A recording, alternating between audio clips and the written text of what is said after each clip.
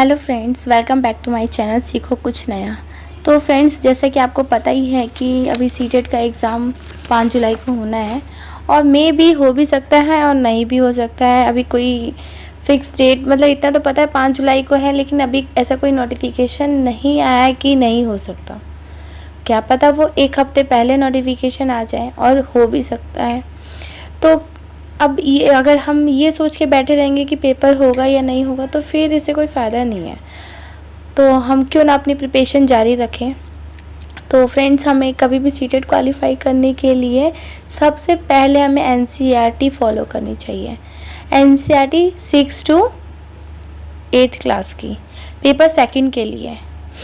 अगर आप social science से हैं या मैथ से हैं या साइंस से, तो उसके लिए आपको क्या करना होगा कि आपको 2011 से लेकर 2011 और सीटेट को क्वालिफाई करने के लिए सबसे पहले हमें करना होता है एनसीईआरटी फॉलो करना है। उसके बाद जब अगर हम एनसीईआरटी पढ़ लेते हैं तो उसके बाद हमें करना चाहिए 2011 से लेकर 2019 तक के जितने भी क्वेश्चन पेपर हैं उन सबको सॉल्व करना।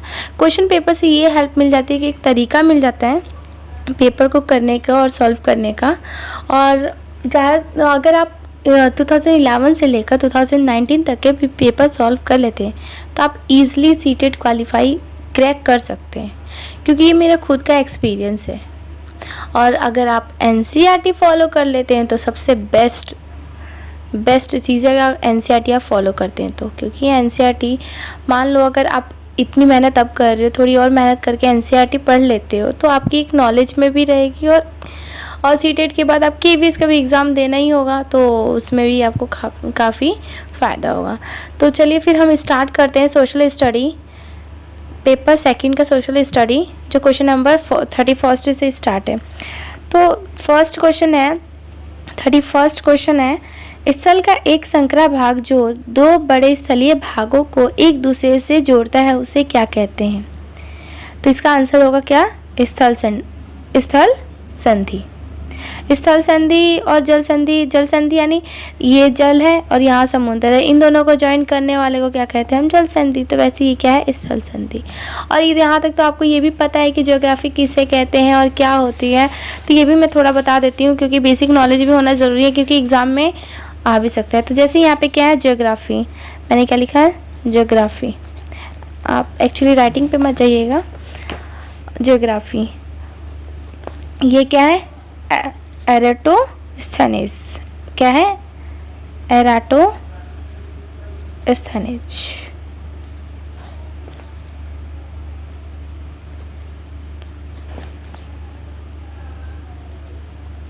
स्थनेज, ठीक है। किसे कहा जाता है? तो ये क्या है? फादर ऑफ किसके? ज्योग्राफी के।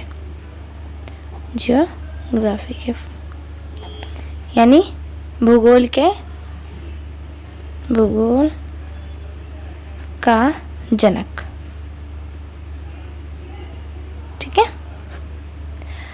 और सोशल स्टडी और ज्योग्राफी का मतलब क्या होता है तो ये बताती थी कि सोशल स्टडी प्लस साइंस को मिलाकर क्या बना है? ज्योग्राफी। ये आपके बेसिक नॉलेज के लिए बहुत ज़रूरी है कि ज्योग्राफी में क्या है? सोशल स्टडी और साइंस को मिला के बना हुआ है क्या है? ज्योग्राफी। तो आपको मैंने 31 क्वेश्चन नंबर 31 मैंने समझा दिया है। और अब हम आते हैं 32 पे। 32 में क्या है? निम्नलिखित में से कौन सा महाद्वीप आकार में सबसे छोटा है? आकार की बात कर रहे हैं तो आकार मीन्स आपने एनसीईआरटी की एसएसटी की बुक आपने देखी होगी।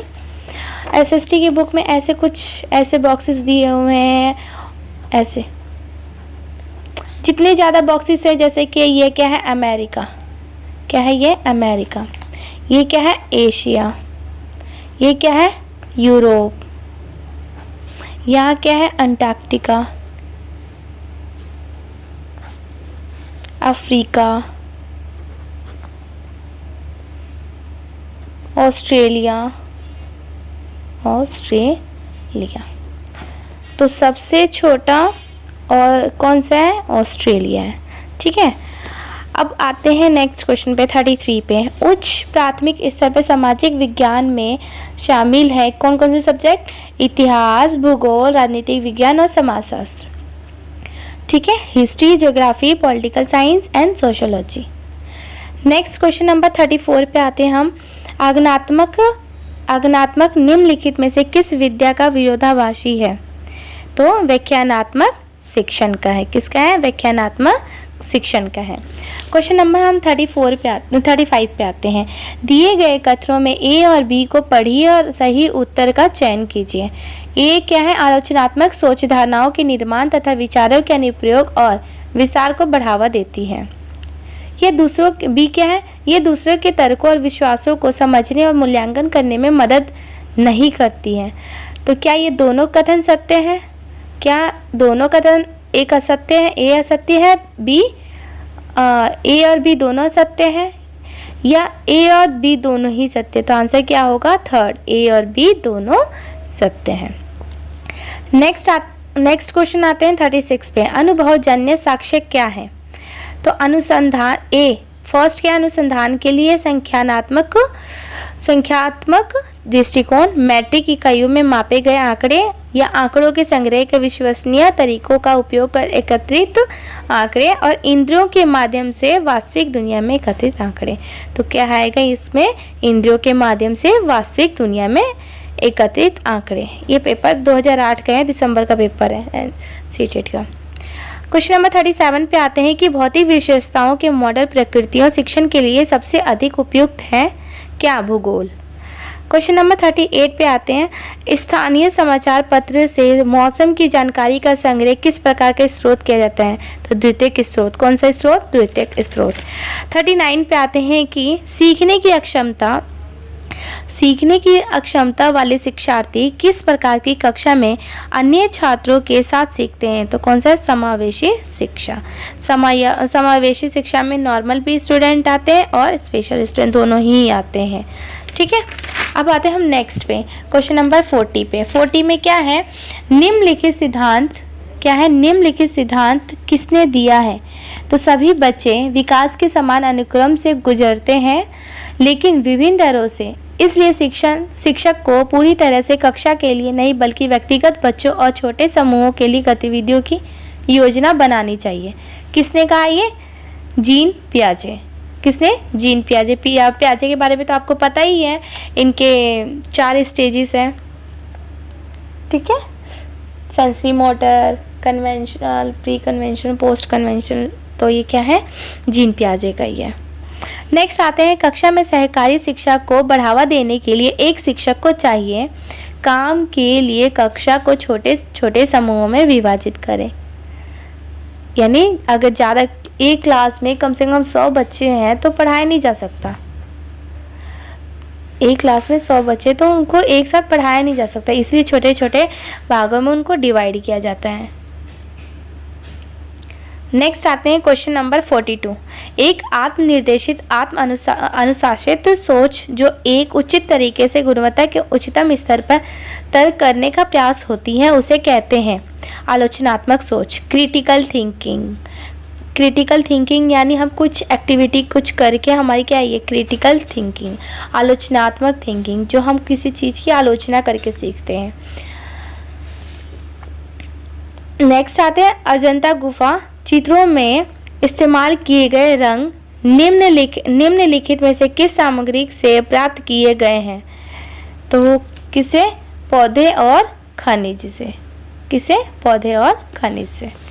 नेक्स्ट क्वेश्चन नंबर 44 पे आते हैं। सबसे पुरानी पांडुलिपियाँ डैश पर लिखी गई हैं? ताड़पत्र। ताड़पत्र आपको पता है ये पेड़ों की छालों से बनाए जाते हैं, पेड़ों की छालों से बनाए जाते हैं उस पर, तो उसी को हम क्या कहते हैं? ताड़पत्र। क्योंकि पहले के ज़माने में क्या पेपर नहीं हुआ करते थे, मतलब बुक वगैरह आज जैसे आज है कॉपी किताब सब कुछ है, लेकिन पहले के ज़माने में ऐसा नहीं होता था। तो क्या करते थे? पेड़ों की छालों पे लिखा करते थे। उन सारे छालों को मिलाकर उनको में एक होल कर दिया जाता था। होल करने के बाद वो उन होल के अंदर धागा डाल के उसको बांध कर रख दिया जाता था। वो भी एक कॉपी की तरह, एक नोटबुक की तरह काम करते थे। नेक्स्ट आते हैं क्वेश्चन नंबर 45। क्वेश्चन नंबर 45 में क्या है कि मानव इतिहास में निम्नलिखित में से कौन सी अवधि सबसे लंबी है? कौन सी अवधि सबसे लंबी है? तो पूरा पाषाण काल, 1000 पहले की बात की जाती है इसमें, और ये क्लास एनसीईआरटी के क्लास 6 क्लास की बुक में है। नेक्स्ट आते हैं, दिए गए कथनों में ए और बी को पढ़िए और ए और बी को पढ़िए, दिखाई दे रहा होगा आपको क्लियर। ए और बी को पढ़िए और सही उत्तर का चयन कीजिए। तो इसका आंसर क्या होगा? ए और बी दोनों सत्य है। ए में क्या है? मेहरगढ़ पाकिस्तान के बुलंद दर्रे के पास एक उपजाऊ मैदान में स्थित है और यहाँ खेती के पशुपालन के साक्ष्य पाए जाते हैं। ये दोनों क्या है? सही है, क्योंकि आपको पता ही है यहाँ पे पशुपालन वगैरह, भेड़ बकरी को इन सब का क्या किया जाता है, मतलब दूध वगैरह यहीं से बनता है। तो ये क्या है? दोनों ही सही है। अब आते हैं हम क्वेश्चन नंबर 47। क्वेश्चन नंबर 47 पे आते हैं और 47 में क्या है? भारत के निम्नलिखित राज्यों में किस एक राज्य में हड़प्पा के नगर सबसे बड़ी संख्या में मिले हैं? तो क्या है? गुजरात। ये कहाँ पे है? चैप्टर नंबर 4 क्लास एनसीईआरटी के बुक में है, जो धोलावीरा जहाँ दिया हुआ है ना, उसी के अंडर में है। ठीक है, अब नेक्स्ट आते हैं क्वेश्चन नंबर 48। ऋग्वेद मूल रूप से निम्नलिखित में से किस भाषा में रची गई है? संस्कृत में। और क्या है? ये चैप्टर नंबर 3 में है, पेज नंबर 43 में, क्लास 6 में। नेक्स्ट क्वेश्चन नंबर आते हैं 49। 6ठी शताब्दी ईसा पूर्व में मगध महाजन पद के पहले शासक थे कौन? बिंबिसार। कौन थे? बिंबिसार। और ये कहाँ पे है? पेज नंबर 60, चैप्टर 6 एनसीईआरटी का। ठीक है, हिस्ट्री की बुक है ना एनसीईआरटी की, उसके अंदर ही है। अब क्वेश्चन नंबर 50 पे आते हैं। निम्नलिखित में से कौन सा बौद्ध धर्म के त्रिरत्नों में से एक नहीं है? नहीं है, अगर जहाँ भी पेपर में नहीं लिखा हुआ है, यानी नॉट और एक्सेप्ट लिखा हुआ है, तो नहीं की बात करते हैं। जहाँ भी आपको दिख जाए ना नॉट और एक्सेप्ट, तो आप इन दो चीज़ों का ध्यान रखिएगा कि कहीं भी नॉट और एक्सेप्ट दिख जाए तो वो चीज़ नहीं होगा। ठीक है, तो यहाँ पे क्या है? धर्म की बात की गई, संघ की बात की गई है, बुद्ध की बात की गई, लेकिन अहिंसा की बात नहीं की गई है। ये कहाँ पे? चैप्टर नंबर 7 में है। ठीक है, तो इसलिए कह रही है जितने भी क्वेश्चन है सारे एनसीईआरटी के ही हैं, और एनसीईआरटी मोस्ट इम्पॉर्टेंट है, प्लीज़ उसको पढ़ लीजिए। अगर आपके पास अभी टाइम नहीं है, बहुत कम टाइम बचे हैं, तो प्लीज़ इन प्रीवियस ईयर के क्वेश्चन पेपर को ही सॉल्व करके चले जाइए। आप 100% है कि आप सीटेट क्वालिफाई कर सकते हैं। निम्नलिखित में से कौन राज्यसभा सदस्यों का चुनाव करता है? तो क्या है? विधानसभा के सदस्य, एमएलए। ठीक है, मेंबर ऑफ लेजिस्लेटिव असेंबलीज। ठीक है, क्वेश्चन नंबर आप आते हैं हम 52 पे। 52 में क्या है? भारत द्वारा निम्नलिखित में से किस शासन प्रणाली को अपनाया गया था? तो संसदीय और संघीय शासन प्रणाली को अपनाया गया था, पार्लियामेंट्री एंड फेडरल। ठीक है, हम नेक्स्ट पे आते हैं। नेक्स्ट क्वेश्चन है 53। अनुसूचित जातियों के लिए कितने संसदीय निर्वाचन क्षेत्र आरक्षित हैं? कितने? 84। ठीक है, नेक्स्ट आते हैं हम। भारत में अस्पृश्यता प्रथा के कारण निम्नलिखित में से किस मौलिक अधिकार का उल्लंघन किया जाता है? तो समानता का अधिकार का उल्लंघन किया जाता है। ठीक है, और नेक्स्ट आते हैं हम 55। क्वेश्चन नंबर 55 जैसे आपको दिख रहा होगा, हिंदी और इंग्लिश दोनों में ही है। ठीक है, तो नेक्स्ट है, भारत के संविधान के अनुसार निम्नलिखित में से कौन सा मौलिक अधिकार नहीं है? क्या पूछा है यहाँ पे? नहीं, यानी नॉट या एक्सेप्ट। अभी मैंने थोड़ी देर पहले क्या कहा कि जहाँ भी नॉट और एक्सेप्ट आ जाए यानी नहीं की बात कर रहा है, तो कौन सा नहीं है? तो संपत्ति का अधिकार नहीं है। नेक्स्ट क्वेश्चन नंबर 56 पे आते हैं। 56 में क्या दिया हुआ है कि अस्पृश्यता डैश के आधार पर भेद को संदर्भित करती है। किसके आधार पे भेदभाव करती है? जाति के आधार पे। भीमराव अंबेडकर के बारे में आप तो पढ़ा ही होगा, कास्ट के आधार पर कैसे वो नीच जाति के थे, तो आपने एनसीईआरटी की बुक में उनकी स्टोरी पढ़ी होगी, तो काफ़ी इंटरेस्टिंग है। अब इसलिए कह रही हूँ कि आप एनसीईआरटी पढ़िए और एनसीईआरटी को फॉलो कीजिए सीटेट के लिए, मोस्ट इंपॉर्टेंट है। सीटेट हो या केवीएस हो, किसी भी एग्ज़ाम के लिए, कोई भी टेट के एग्ज़ाम के लिए एनसीईआरटी मोस्ट इंपॉर्टेंट है। और नेक्स्ट क्वेश्चन करते हैं हम 57। मुख्यमंत्री को कौन नियुक्त करता है? मुख्यमंत्री को कौन नियुक्त करता है? तो राज्यपाल करता है। कौन? राज्यपाल करते हैं। नेक्स्ट क्वेश्चन है 58। राज्यपाल को कौन नियुक्त करता है? राज्यपाल को राष्ट्रपति नियुक्त करता है। ठीक है, अपॉइंट्स द गवर्नर, कौन है गवर्नर, कौन है प्रेसिडेंट, ठीक है।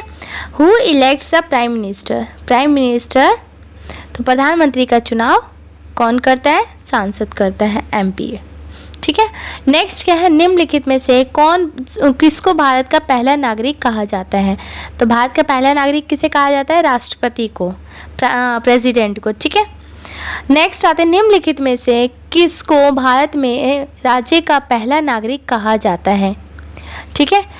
इसमें क्या था, निम्नलिखित में से किसको भारत का पहला नागरिक कहा जाता है, और इसमें क्या है कि निम्नलिखित में से किसको भारत के में राज्य का, इसमें क्या है भारत का पूछा है, इसमें क्या पूछा है राज्य का, यानी जो हमारे स्टेट में, तो कौन है ये, राज्यपाल को कहा जाता है, ठीक है। अगर आ जाए राज्य का तो राज्यपाल से याद रखना, राज्यपाल यानी राज्यपाल हो जाएगा, और भारत का नागरिक आ जाए तो राष्ट्रपति, ठीक है। नेक्स्ट आते हैं हम क्वेश्चन नंबर 62 पे। 62 में क्या है, क्वेश्चन नंबर 62 में है वर्तमान लोकसभा यानी 2014 के बाद कितनी, ठीक है। तो the current Lok Sabha from 2014 onwards is the 16वीं, ठीक है, 16वीं। नेक्स्ट आते हैं, नेक्स्ट क्वेश्चन नंबर 63 पे आते हैं। भारत का वर्तमान राष्ट्रपति कौन है, वर्तमान की बात कर रहे हैं, अभी हमारे राज्य में राष्ट्रपति कौन है, रामनाथ कोविंद। करंट, जहाँ भी करंट आ जाए ना, करंट की बात कर रहे हैं तो कौन है, रामनाथ कोविंद। भारत के संविधान में निम्नलिखित में से किसका उल्लेख नहीं किया गया, अभी देखिए नहीं आ गया ना, तो नहीं किया गया है, तो सरकार का ढांचा ये तो है ही है, नागरिक अधिकार भी है, राज्यों और केंद्र शासित प्रदेशों के नाम भी है, लेकिन क्या नहीं है, तो राजनीतिक दलों के नाम नहीं है, ठीक है। अब आते हैं नेक्स्ट 65, क्वेश्चन नंबर 65। राज्यसभा में सदस्यों को कौन नामांकित करता है, तो कौन करता है, राष्ट्रपति, ठीक है। नेक्स्ट, निम्नलिखित में से कौन भारत का संविधान सभा का अध्यक्ष था, तो डॉक्टर राजेंद्र प्रसाद, ठीक है। अगर टेम्परेरी की बात आ जाए, अगर यहाँ पे आ जाए टेम्परेरी की बात करें, यानी टेम्परेरी, ठीक है, president of constituent assembly of India की जगह टेम्परेरी की बात करें तो डॉक्टर BR अम्बेडकर आएगा, ठीक है।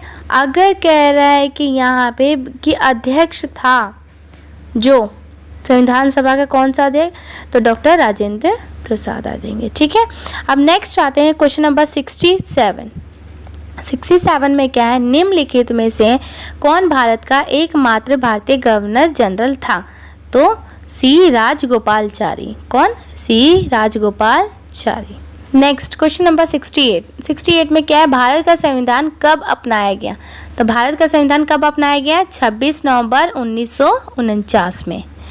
नेक्स्ट क्वेश्चन नंबर 69 पे आते हैं, निम्नलिखित में से किसने भारत को रियासतों को एकीकृत करने में निर्णायक भूमिका निभाई थी, तो कौन है, सरदार वल्लभ भाई पटेल।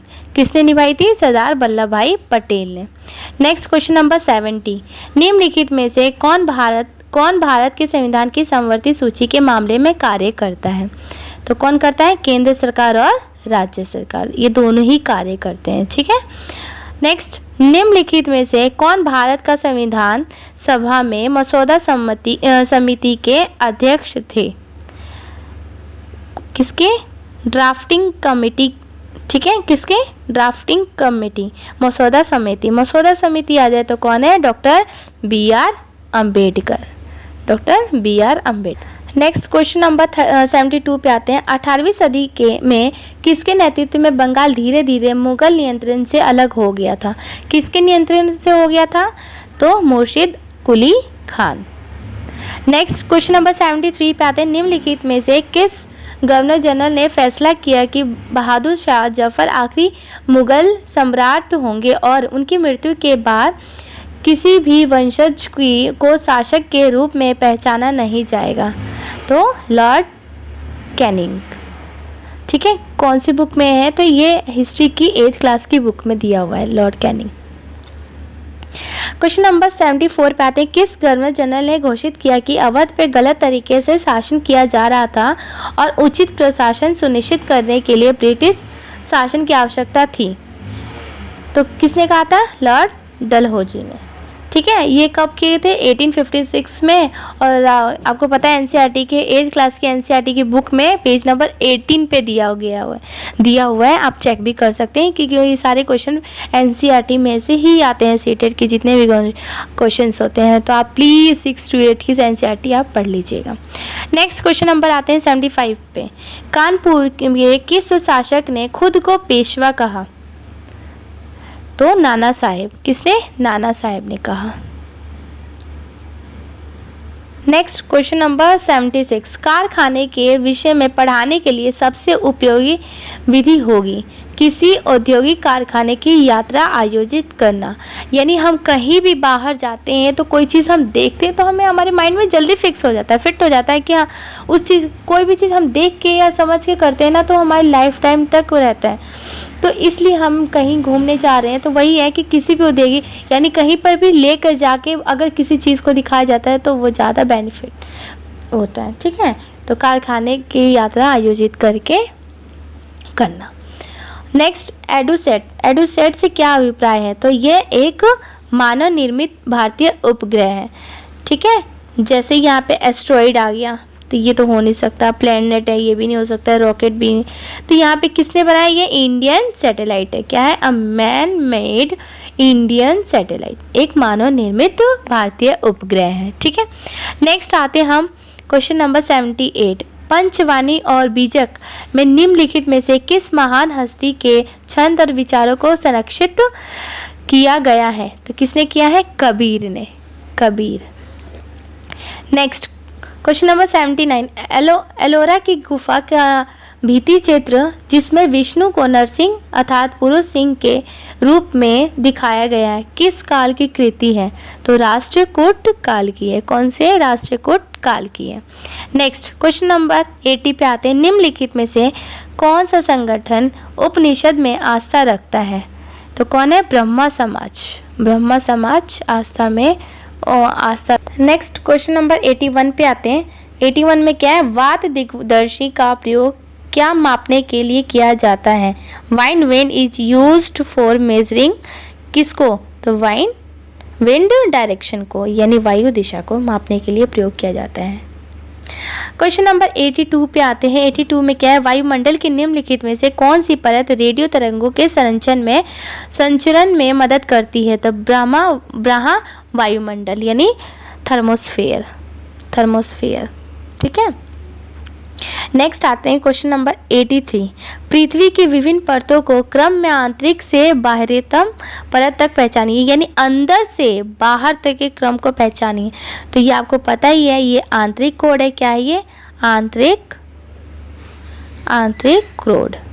ठीक है, अब इसके बाहर वाली लेयर देखी जाए तो बाहर वाली बाहरी यानी अंदर वाली आंतरिक, बाहर वाली बाहरी कोड।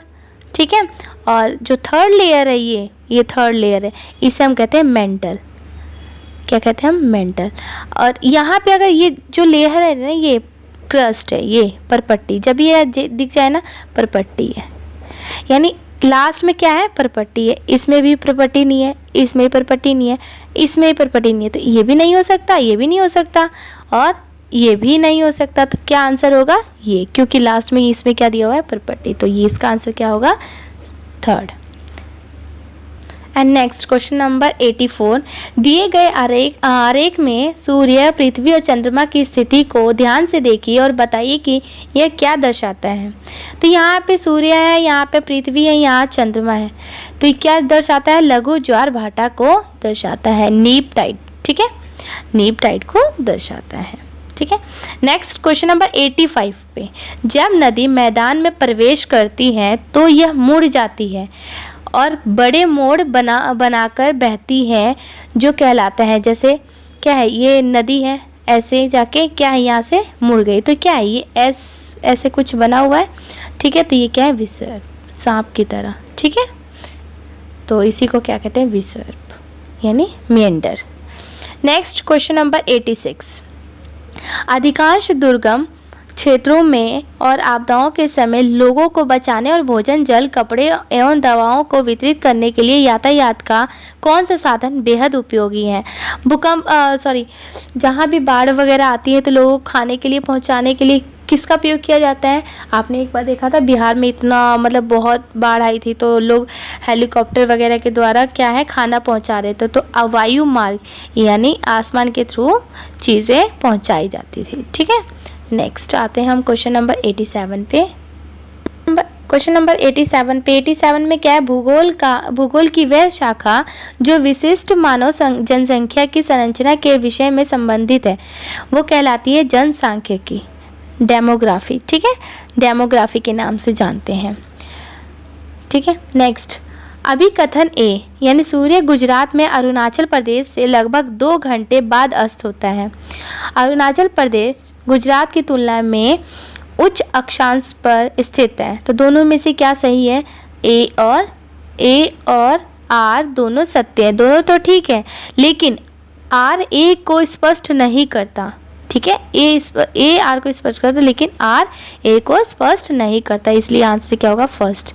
आपने देखा होगा कि हमारे यहाँ का टाइम से लंदन वगैरह का टाइम में कितने का डिफरेंस है? 5.5 घंटे का डिफरेंस है, 5.5 घंटे का। ये आएगा पेपर में, आ भी सकता है कितने का डिफरेंस है, तो 5.5 घंटे का, क्योंकि एनसीईआरटी में दिया हुआ ही है।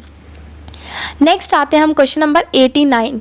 निम्नलिखित में से कौन सा ऊर्जा का गैर परंपरागत स्रोत है? गैर परंपरागत स्रोत सौर ऊर्जा। सौर ऊर्जा तो आपने देखा हुआ है कि जैसे छत पे वो लगा दिया जाता है सोलर एनर्जी, जिसके द्वारा बिजली वगैरह उत्पादित किया जा सकता है, तो गांव वगैरह में लोग ज़्यादातर यूज़ कर रहे हैं अब। नेक्स्ट क्या है? Question number 90। विशेष रूप से निर्मित टैंकों और तालाबों में मछली का प्रजनन कहलाता है पीसी कल्चर। जहाँ भी मछली का प्रजनन यानी जहाँ भी मछली का प्रजनन होते हैं उसे क्या कहते हैं? PC culture. जैसे कि फ्रेंड्स आपको पता ही है, टोटल हमारे 60 क्वेश्चंस हो गए जो ये आए हुए हैं सीटेट 2018 के दिसंबर का पेपर है।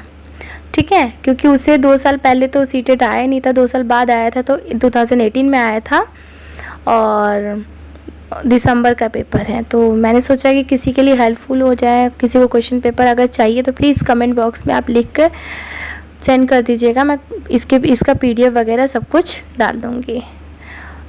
और फ्रेंड्स अगर आपको इस क्वेश्चन पेपर के थ्रू आपको जो भी हेल्प मिली है तो फ्रेंड्स प्लीज़ मेरे चैनल को लाइक, सब्सक्राइब एंड शेयर कीजिए एंड कमेंट बॉक्स में अगर बता दीजिएगा कैसे लगा, क्या है। And thank you so much.